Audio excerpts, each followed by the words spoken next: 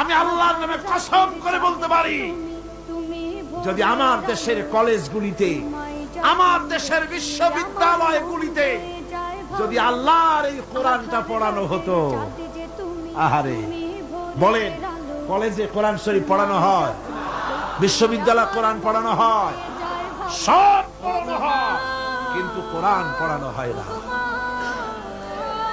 আমি আল্লাহর নামে শপথ করে বলতে পারি, আমাদের দেশের কলেজ আর বিশ্ববিদ্যালয়গুলিতে এই কোরআনে কারিমের তাফসীর যদি পড়ানো হতো, একেবারে ক্লাস 8 থেকে শুরু করে মাস্টার ডিগ্রি পর্যন্ত কোরআনের তাফসীর যদি পড়ানো হতো, নবীজির হাদিস যদি পড়ানো হতো, আমি কোরআন হাতে নিয়ে আল্লাহর নামে শপথ করে বলতে পারি, বিশ্ববিদ্যালয় আর কলেজগুলি আমাদেরকে ডাকাত আর সন্ত্রাসী উপহার দিত না। কলেজ বিশ্ববিদ্যালয় আমাদেরকে উপহার দিত খালিদ বিন ওয়ালিদ, আমাদেরকে উপহার দিত গাজী সালাউদ্দিন, আমাদেরকে উপহার দিত শহীদ তিতুমীর, টিপু সুলতান, শাহ মজনুন, এগুলি আমাদেরকে উপহার দিত বিশ্বের সেরা সেরা নাম করা ইসলামী চিন্তাবিদ।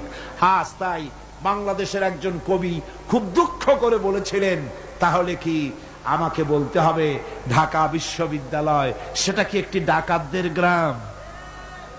এ নিয়ে বহুত সমালোচনা হয়েছিল, কিন্তু পরে দেখা গেল যে কথা একেবারে তিনি মিথ্যে বলেননি, অযৌক্তিক বলেন নাই। মারামারি যখন শুরু হয় বিশ্ববিদ্যালয়, হায় রে আল্লাহ, পুলিশেরা যা দৌড় দেয় চতুর্দিক দিয়া, কি এর পাহারা দেওয়া, বন্দুক ফালাইয়া থুইয়া বাবারে মা কই দৌড় দেয়। আল্লাহ জান তো আমারটা বাসু, পরেরটা পরের কথা।